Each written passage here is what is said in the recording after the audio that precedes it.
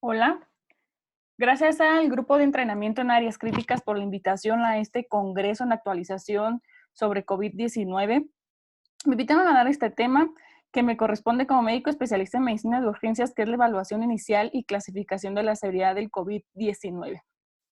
Quiero empezar a explicar que no tengo ningún conflicto de interés y esta información que yo les voy a otorgar está verificada hasta el día de ayer, 24 de enero del 2021. Probablemente mañana salga alguna otra información y tendremos que actualizar estas pláticas. Eh, Sabemos, y ustedes lo han visto, estamos empapados de información de COVID-19. Hace un año era una cosa, hace 6 meses cambió quizás algunas otras posturas y sabemos que hay muchas postulaciones de herramientas para la toma de decisiones y algunas se han validado, algunas han quedado atrás. Y simplemente vean estos datos que me causó cierta curiosidad. Al inicio de la pandemia, a la semana ya teníamos más de 400 artículos, a los 2 meses ya teníamos más de 2,000 artículos. No tengo el dato preciso si es cuántos artículos tenemos ya a un año de que inició esta pandemia, pero sin duda son muchísimos. Muchos afortunadamente y la mayoría que son de revistas científicas son de libre acceso, pero pues también tenemos, o la población tiene acceso a diversa información, pues de infografías o alguna otra herramientas de datos no verificados. Por eso es que estamos aquí con la necesidad de actualizarnos, de saber qué es lo que está ahorita en el top, qué es lo que hay que realmente hacer y qué camino tomar en el manejo del paciente con SARS-CoV-2. Hablar de estratificación de riesgo en el paciente COVID aún es muy ambiguo. Realmente no se tienen herramientas o scores totalmente establecidos para saber el riesgo en el que está sometido nuestro paciente. Es decir, si tengo de inicio un paciente leve, eh, ¿qué medidas yo tengo a la mano para decir, ok, es un paciente que se va o no se va a complicar? Realmente no está establecido. Sabemos que el paciente puede iniciar hoy con síntomas y puede tener una evolución buena, o el paciente puede iniciar con síntomas, estar 2, 3 días bien y tener una evolución tórpida. Entonces, y esto es debido a toda la cuestión que probablemente la van a mencionar en cuanto a la fisiopatología de SARS-CoV-2 en la proxemia silenciosa, que sabemos que hay una lesión pulmonar temprana y hipoxia establecida antes de que el paciente realmente tenga una clínica de disnea o baja en su saturación de oxígeno. Pues para poder hablar de estratificación de riesgo, yo creo que requiere todavía más tiempo de estudio y espero que como se han apurado en cuanto al manejo de vacunas, pues también nos apuremos un poquito a tener un poco más de herramientas para poder establecer bien el riesgo y poder implementar procesos en el manejo. La NIH ha tenido y ha dado sus posturas en cuanto a prácticas basadas en evidencias y pues obviamente sustenta bien el apoyarnos de estudios como radiografías o tomografías, dependiendo lo que tengamos en nuestra unidad de valoración o el acceso que pueda tener nuestro paciente. Ya habrá una plática en cuanto a la toma de imágenes en el paciente con neumonía secundaria COVID-19.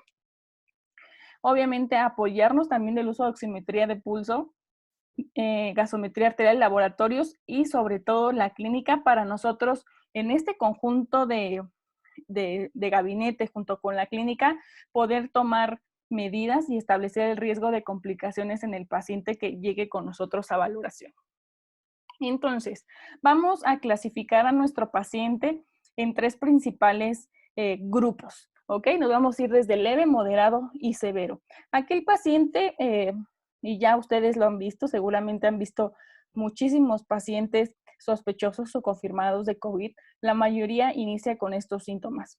Puede tener astemia, dinamia, mialgias, artralgias, cefalea, tos que de predominio es seca y fiebre o sensación de escalofríos. Entonces, a estos pacientes pueden ser tanto leves, moderados o severos, pero ¿de qué va a depender que nosotros dejemos a nuestro paciente como un paciente con enfermedad leve?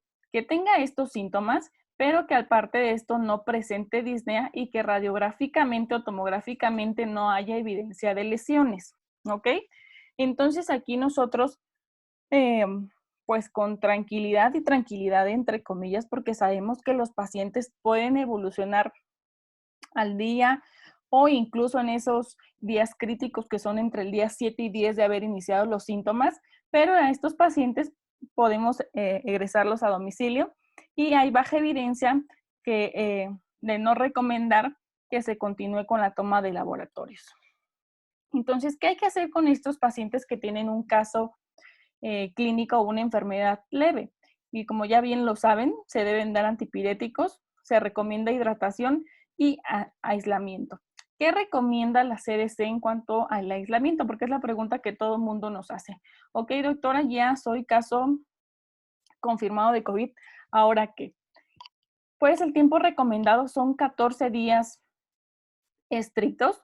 La literatura marca que después de esos 14 días ya no hay riesgo de infectar a otra persona o que esté afebril más de 72 horas sin el uso de antipiréticos y que ya tenga mejoría de los síntomas.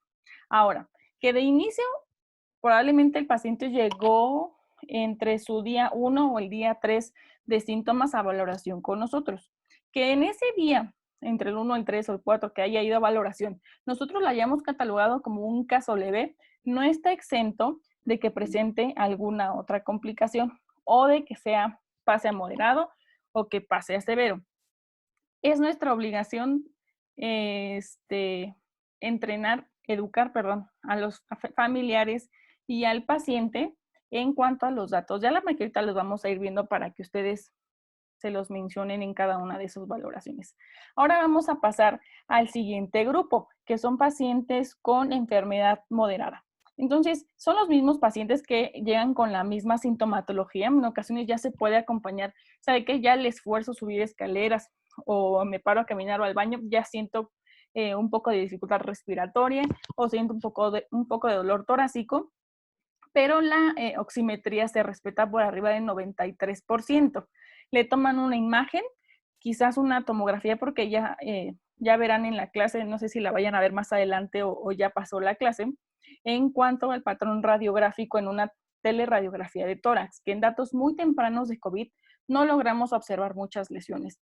Entonces, esta es una tomografía que yo les estoy mostrando aquí en pantalla, en las cuales, bueno, ahí vemos algunas otras complicaciones, pero estamos viendo lesiones por COVID.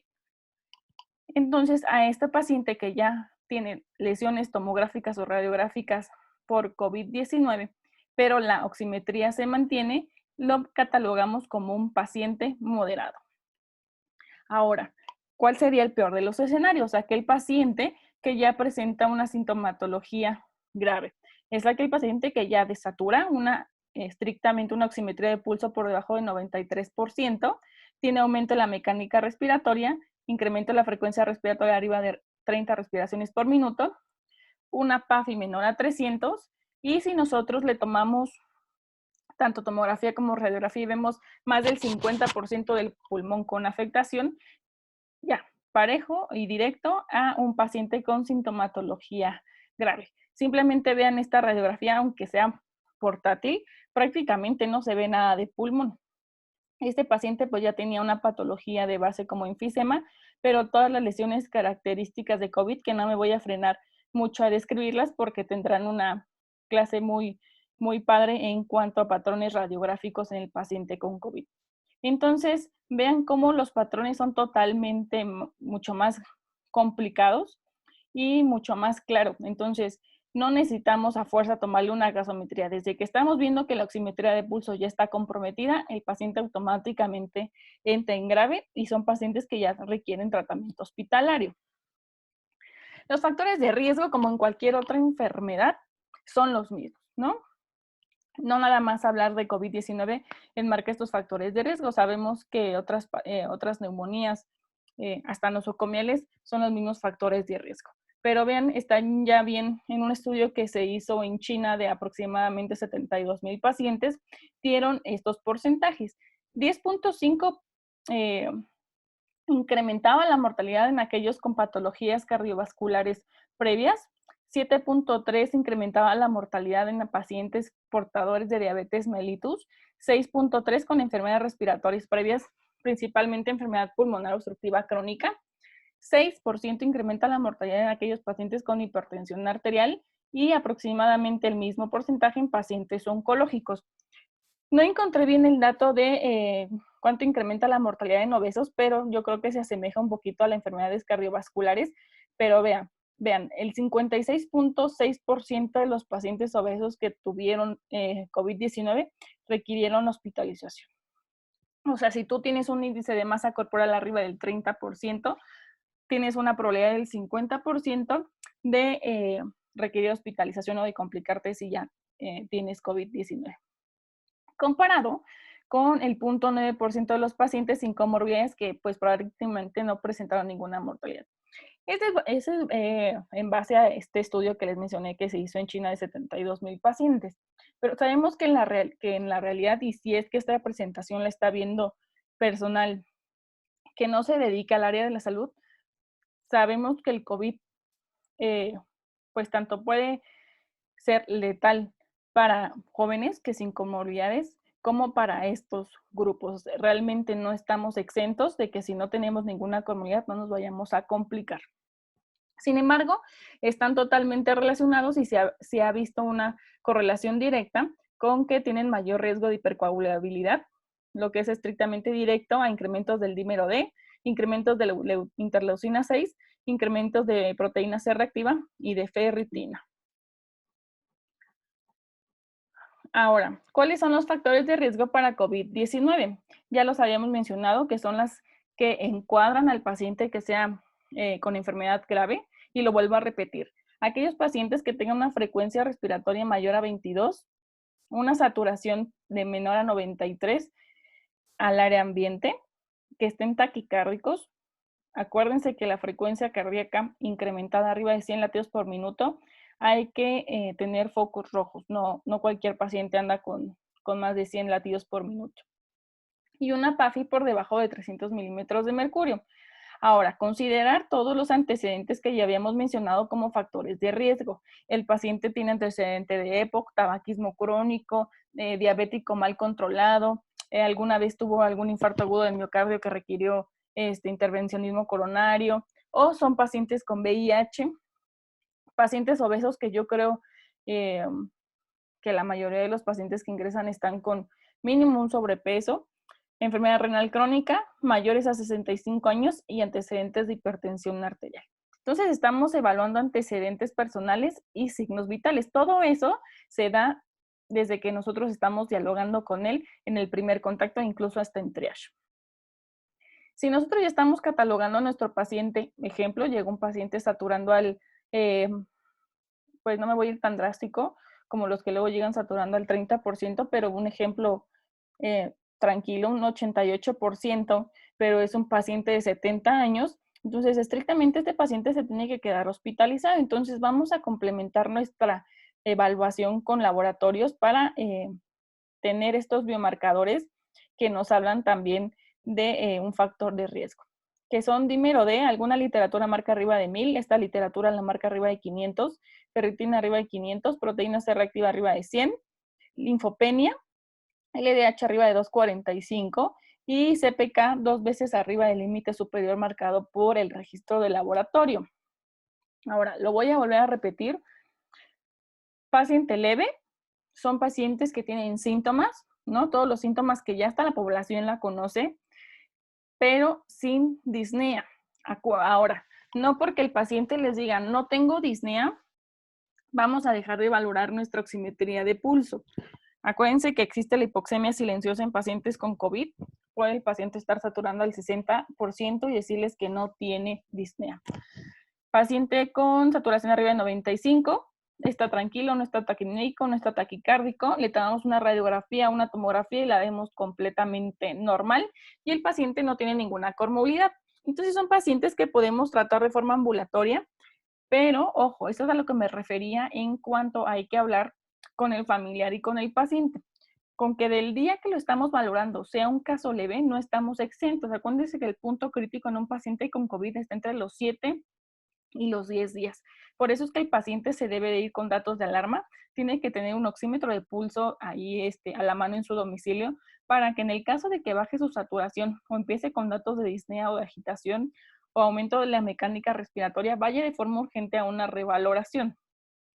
Y nosotros ya vamos a considerar, pues si vemos que de saturación, que ingrese o no de satura, está todavía limítrofe 94, 95, pues vamos a tomar un control radiográfico si es que vemos más lesiones y ahora sí amerite pasar la observación y evitar alguna complicación temprana. Y estos pacientes son los que se tienen que mantener, los casos leves se tienen que mantener aislados en casa con todas las medidas que ya sabemos de mantener higiene, estar hidratados y solamente con tratamiento antipirético y analgésico en dado caso que tenga mucha sintomatología como cefalea, mialgias o artralgias. Ya sabemos y va a haber también otra clase en la que hable de terapéutica, no hay ningún y no se recomienda tratamiento antibiótico, al menos que tengamos una infección bacteriana ya documentada.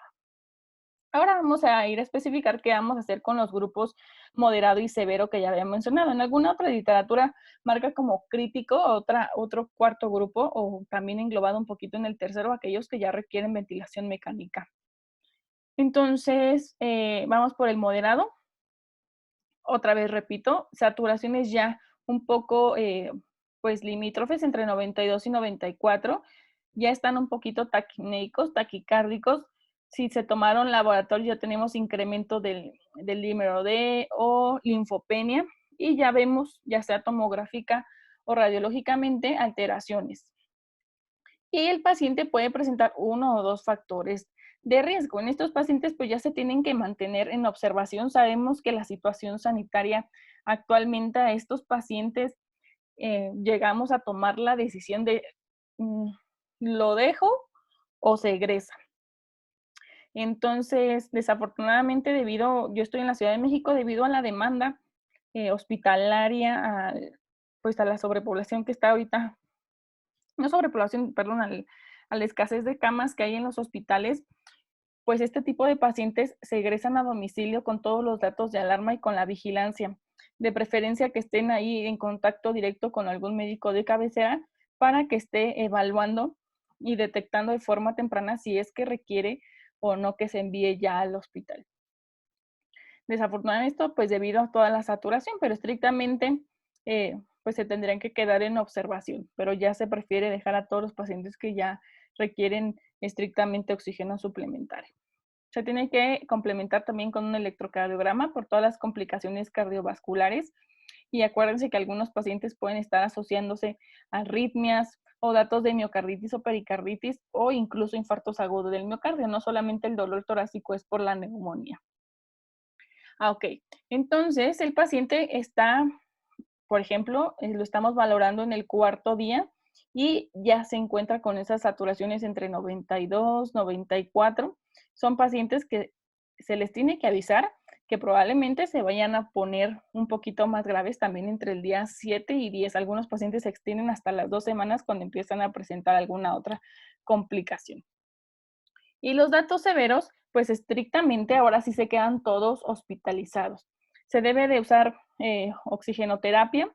Hay que valorar, dependiendo de nuestro paciente, evidentemente, si lo vamos a tener con algún dispositivo simple como puntas nasales o ya escalarlo a una mascarilla o incluso que requiera ventilación mecánica avanzada. Uso concomitante igual con antipiréticos analgésicos. No está indicado, repito otra vez, el uso antibiótico, al menos que se tenga documentado alguna infección bacteriana por alguna otra razón, o si es que ya se sobreinfectó pues a nivel pulmonar. El uso de esteroides es el único medicamento que se ha visto o se ha tenido alguna evidencia con el uso de la dexametasona a razón de 6 miligramos, ya sea intramuscular o vía oral. Solamente en pacientes hipoxémicos y que ya requieran de oxígeno suplementario. Y hay que valorar e individualizar el uso de anticoagulación, así como posición prono en cualquiera de los pacientes. No necesariamente tiene que estar bajo ventilación mecánica o sedado o con relajación muscular para mantenerlo en prono. Podemos iniciarlo simplemente con un dispositivo simple. Entonces, ¿cuáles son los puntos claves con los que quiero que se queden con esta charla, que fue breve, pero la finalidad es solamente que identifiquen los grupos, quién se va y quién se queda? Hay que identificar de forma temprana a aquellos pacientes graves. Hay que educar al paciente ambulatorio sobre todos los datos de alarma. ¿Y a qué me refiero educar? A lo que les había comentado, hablar con el familiar y el paciente. Sí, ¿sabe qué? Se encuentran con datos de COVID, con sintomatología leve, o en dado caso que se considere que un moderado se pueda ir a casa, pero no estamos exentos de que al día siguiente, o esperemos que no pase, pero no estamos exentos de que al día siguiente ya presente datos de desaturación, entonces de forma inmediata se tiene que ir al hospital. En caso de manejo domiciliario, mantener en contacto estrecho con el paciente y referir de forma inmediata a unidad hospitalaria en casos graves. Y espero que en todas las pláticas se repita esto, no hacer uso de medicamentos sin evidencia científica. Y no voy a hacer ningún otro paréntesis sobre hablar del uso de medicamentos que ya sabemos que no tienen ninguna evidencia. Esperemos, ¿verdad?, que nos equivoquemos y en algún momento digan, no, pues si ese medicamento realmente sí tiene evidencia en COVID-19, o algunos otros que ni siquiera nos han pasado por aquí, nos vaya a funcionar para estos pacientes. Pero hasta el momento no hay ningún medicamento antiviral, antibiótico que esté indicado en los pacientes con SARS-CoV-2.